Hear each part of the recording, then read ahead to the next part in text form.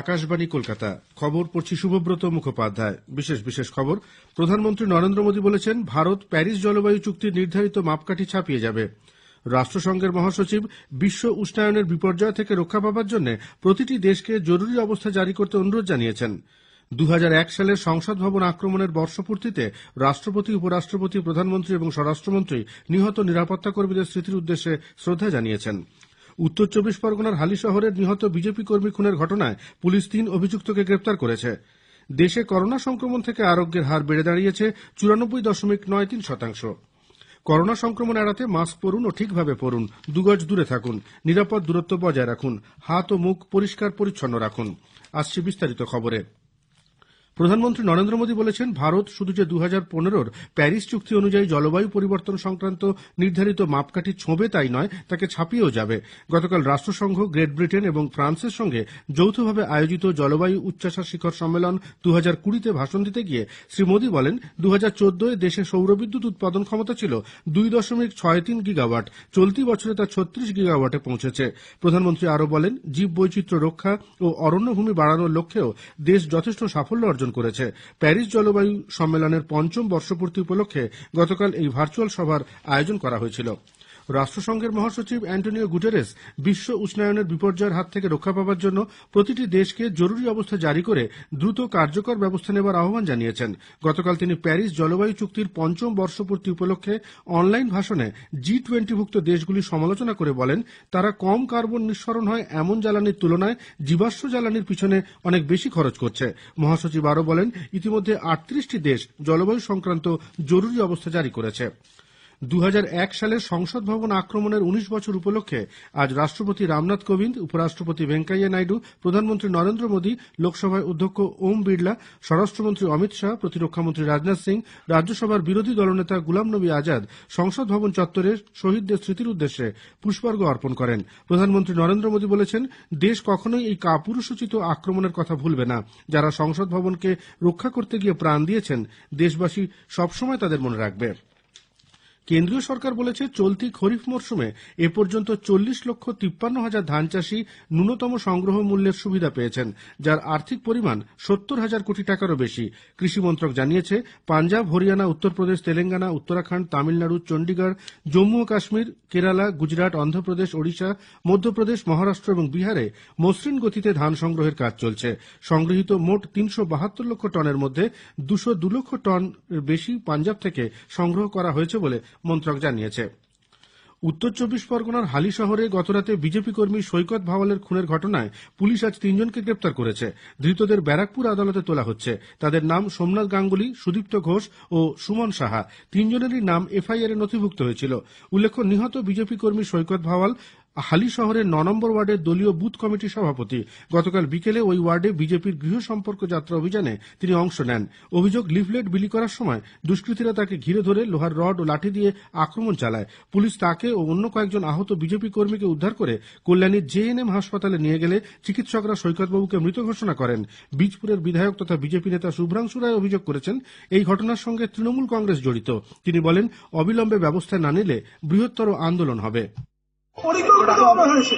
আমি বলতে পারবো না মারের বদলা আর একটা খুন, কিন্তু বদলা হবে। যার কোল খালি হলো সে ছেড়ে দেবে। আমরাও তৈরি হচ্ছি, বৃহত্তর থেকে বৃহত্তর আন্দোলনের দিকে যাচ্ছি। এই খুনের ঘটনার প্রতিবাদে বিজেপির পক্ষ থেকে আজ বীজপুর থানার সামনে অবস্থান বিক্ষোভ শুরু হয়েছে। অন্যদিকে তৃণমূল কংগ্রেস হামলায় জড়িত থাকার ঘটনা সম্পূর্ণ অস্বীকার করেছে। নৈহাটির বিধায়ক তৃণমূল নেতা পার্থ ভৌমিক সংবাদ মাধ্যমকে জানিয়েছেন, এটি একেবারেই পাড়া সংক্রান্ত বিবাদ, এর সঙ্গে রাজনীতির যোগ নেই। গন্ডগোল অনেক দিনের, যে ব্যক্তিগত গন্ডগোল এদের অবিলম্বে দোষীদের গ্রেফতার করে আমি এই দাবি জানাচ্ছি। রাজ্যে মন্ত্রী রাজীব বন্দ্যোপাধ্যায়কে নিয়ে তৃণমূল কংগ্রেসের অভ্যন্তরে টানাপোড়েনের ঘটনায় আজ নতুন মাত্রা যুক্ত হয়েছে। তৃণমূল কংগ্রেসের মহাসচিব পার্থ চট্টোপাধ্যায়ের বাড়িতে আজ কিছুক্ষণ আগে রাজীববাবু পৌঁছন। সেখানে উপস্থিত হন ভোটকুশলী প্রশান্ত কিশোর। দলের অভ্যন্তরীণ বিষয় নিয়ে সেখানে আলোচনা হবে বলে জানা গেছে। খবর শুনছেন আকাশবাণী কলকাতা কেন্দ্র থেকে। দেশে আজ সকাল 8টা পর্যন্ত গত 24 ঘন্টায় করোনা সংক্রমণ মুক্ত হয়েছেন 33,136 জন। এই সময়কালে নতুন করে সংক্রমিত হয়েছেন 30,254 জন। মৃত্যু হয়েছে 391 জন করোনা সংক্রমিতর। স্বাস্থ্য মন্ত্রকের বুলেটিন অনুযায়ী মোট আক্রান্তের সংখ্যা 98,57,029 জন। সুস্থ হয়েছেন 93,57,000-এরও বেশি মানুষ। আরোগ্যের হার আজ সকালে বেড়ে দাঁড়িয়েছে 94.93%। চিকিৎসাধীন রয়েছেন মাত্র 3.62% রোগী, অর্থাৎ মোট চিকিৎসাধীন রোগীর সংখ্যা 3,56,546। স্বাস্থ্যমন্ত্রক দাবি করেছে, রোগী খুঁজে বের করা ও দ্রুত পরীক্ষার ব্যবস্থা করার ফলে আরোগ্যের পরিমাণ ক্রমশ বাড়ছে। চিকিৎসা গবেষণা সংস্থা আইসিএমআর বলেছে, এ পর্যন্ত মোট 15,26,00,000 নমুনা পরীক্ষা করা হয়েছে। গত 24 ঘন্টায় 10,65,000 নমুনা পরীক্ষা করা হয়। এদিকে মৃত্যু হারও এসে দাঁড়িয়েছে 1.45%। বিশ্বের অন্যান্য দেশের তুলনায় যা অনেকটাই কম। ভারতে মোট করোনা সংক্রমিতের সংখ্যা 98,57,000 ছাড়ালেও প্রতি 10 লক্ষে মৃতের সংখ্যার নিরিখে দেশ অনেকটাই ভালো অবস্থায় রয়েছে। আমেরিকায় মোট আক্রান্তের সংখ্যা 1,65,49,000। প্রতি 10 লক্ষে আক্রান্ত 49,000-এরও বেশি মানুষ। ব্রাজিলে মোট আক্রান্ত 68,80,000। সেদেশে প্রতি 10 লক্ষে 32,000-এরও বেশি করোনা সংক্রমিত হয়েছেন। রাশিয়ায় সংক্রমিতের সংখ্যা 26 লক্ষ ছাড়িয়েছে, সেখানে প্রতি 10 লক্ষে প্রায় 18,000 জন সংক্রমিত। ফ্রান্সে 23,65,000 মোট সংক্রমিত, প্রতি 10 লক্ষে সংক্রমণ 36,000 ছাড়িয়েছে। সে তুলনায় ভারতে প্রতি 10 লক্ষে সংক্রমিতের সংখ্যা মাত্র 7,112 জন। গোটা বিশ্বে এ পর্যন্ত করোনা সংক্রমিত হয়েছেন 7,21,00,000-এরও বেশি মানুষ।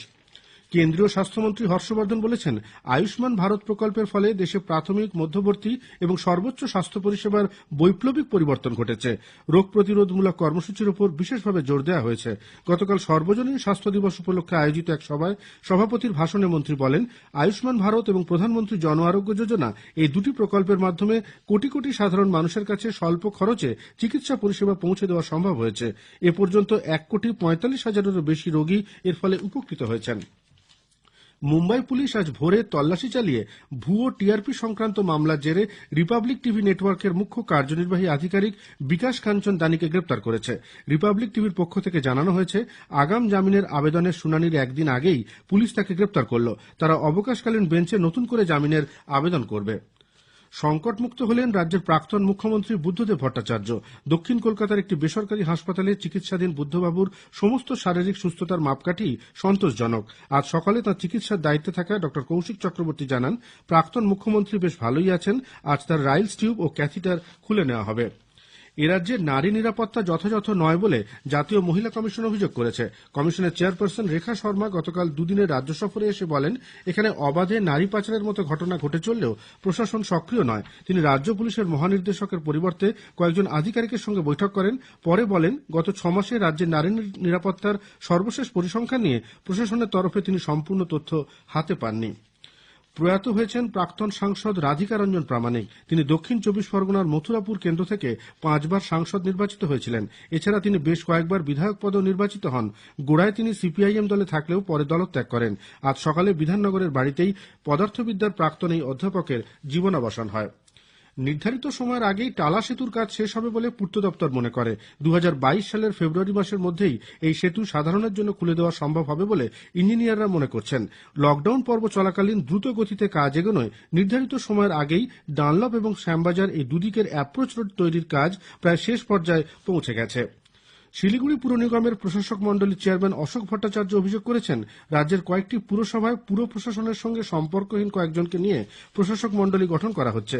গতকাল তিনি পুর ও নগরায়ণ মন্ত্রী ফিরহাদ হাকিমকে চিঠি দিয়ে বলেছেন, এইসব ব্যক্তিদের সঙ্গে পুর ব্যবস্থাপন প্রক্রিয়ার কোনো যোগ না থাকায় নানা বিতর্ক ও বিরোধ দেখা দিচ্ছে। এদিকে পুরমন্ত্রী ফিরহাদ হাকিম জানান, তিনি অশোকবাবুর কোনো চিঠি হাতে পাননি, পেলে বিষয়টি খতিয়ে দেখবেন।